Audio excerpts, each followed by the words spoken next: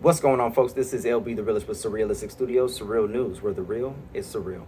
So, I love doing videos. I love doing videos on politics. I love doing current event videos, pop culture videos, whatever people are talking about generally. Um, Here's the thing. When you talk about so many different things, when you talk about so many different stories that are negative and you're really trying to push for Medicare for all and a Green New Deal and a livable wage. You know, sometimes it just feels like you're just yelling into the abyss. People are listening, but nothing's actually being done. So I'm a very solution oriented person. I don't like to just talk about problems and not offer solutions or feel like I'm not doing anything to contribute to the movement. I'm just talking about issues, and that's okay. But for me, I feel like I need to do something more. So I've recently told you guys that I've signed up to volunteer with the Movement for a People's Party, headed by Nick Branna, and people like Jimmy Dore and Ron Placone, Graham Elwood, Steph Zamorano, Dr. Cornel West. These are all members of the advisory council of MPP, Movement for a People's Party. And right now in my state, California, and I believe one or two other states, I believe we're right on the way to have official ballot access to where you'll be able to register as a Movement for a People's Party member or MPP member or whatever they call the organization. I'm still learning, folks. I'm still learning all this stuff. But I'm excited. And recently yesterday they called me on a Zoom call. Well, I called in and listened, rather. I didn't speak per se. I left a message. Well, I told them I was LB from San Diego, California. And they opened it up for questions, and I asked a question. So just a quick side note, the first and only question I asked was, what was their official stance on reparations?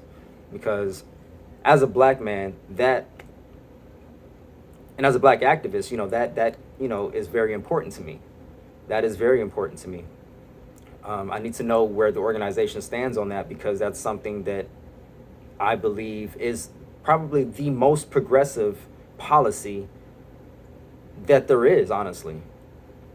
What's more progressive than righting the wrongs of 400 plus years of slavery and Jim Crow and racism and institutional racism, apologizing for that, righting that wrong, and helping generations to come, of a certain group of people, and not only that, but acknowledging the fact that black people, we are our own entity. Whenever we hear about policies, they never shy away from indigenous rights, Native American rights, for those group of people. They never shy away from, LGBTQIA rights.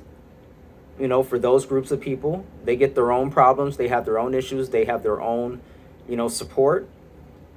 But when it comes, Palestinians, they have their own thing. But when it comes to black people, we are the most hated group of people on this earth. And I don't understand why. There's no logic to it at all. And when we talk about these things, when we talk about, hey, we deserve reparations, we need reparations, people call it divisive. And they say, well, we're getting Medicare for all, we're getting a Green New Deal, and that's gonna help everybody. But hold on, my point is, number one, you have no issue with pointing out other groups, indigenous folk, lesbian, gays, transsexual folks. They have their own issues and they have their own special priorities that you set aside for them. But when it comes to black people, you lump us in with everybody else as if our issues don't matter. And that's why a lot of black YouTubers only focus primarily on black issues now, such as Tim Black. I'm going to get into that one on another segment. But the point to it all is that I asked about reparations. After a while, they did come back to the question. Thank God, the other Michelle, I think it was Michelle H. There was two Michelles and I forget his name. Two Michelles and I forgot his name. It's like Fred, two Michelles and a Fred or something like that. Forgive me. But they ran the call, they ran the Zoom call, and they just basically gave an overview of Movement for a People's Party.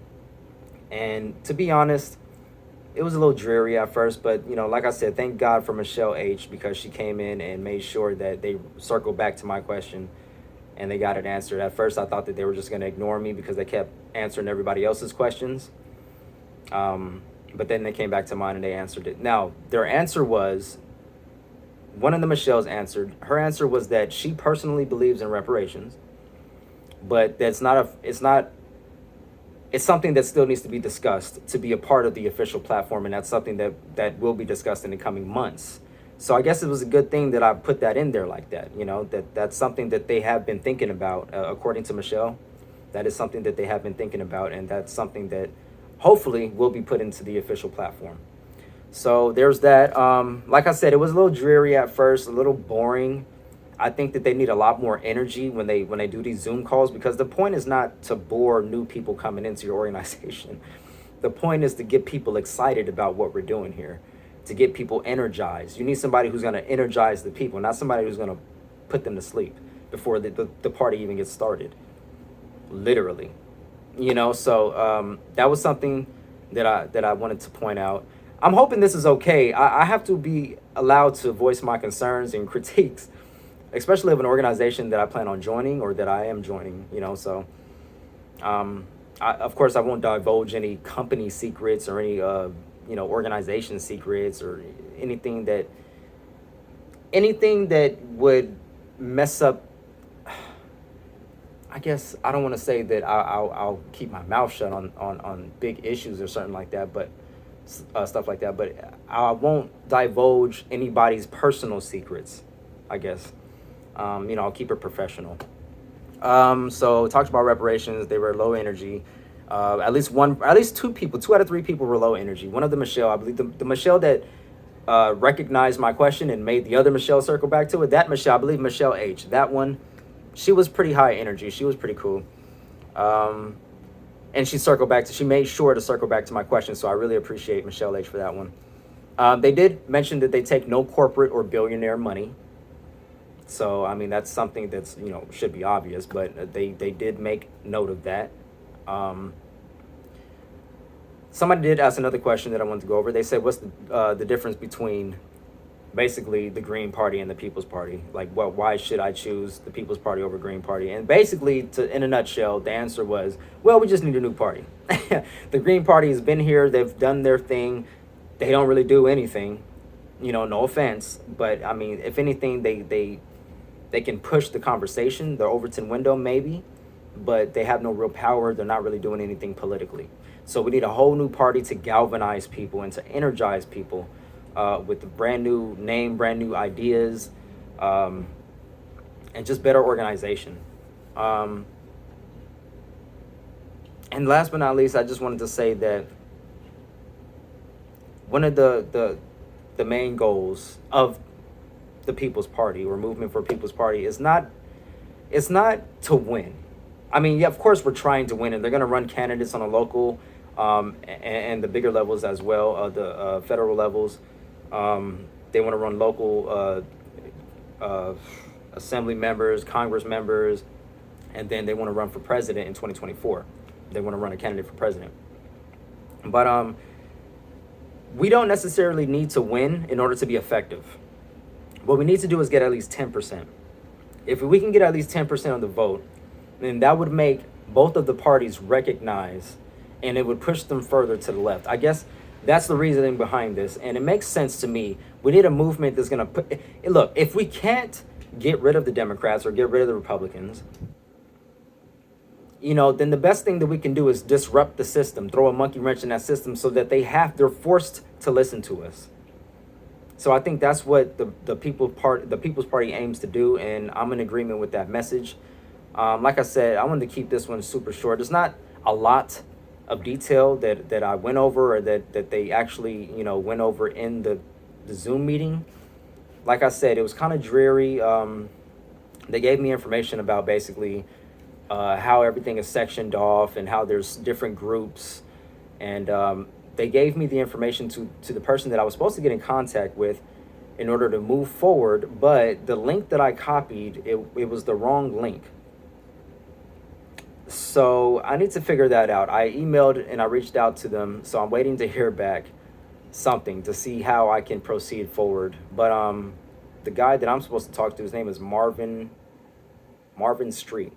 Marvin Street. He runs California and Oregon, Washington, like the West Coast area. So I'll let you guys know as soon as I get more information on that. I'll let you guys know what's going on with Movement for People's Party and my position in it and what I'm doing.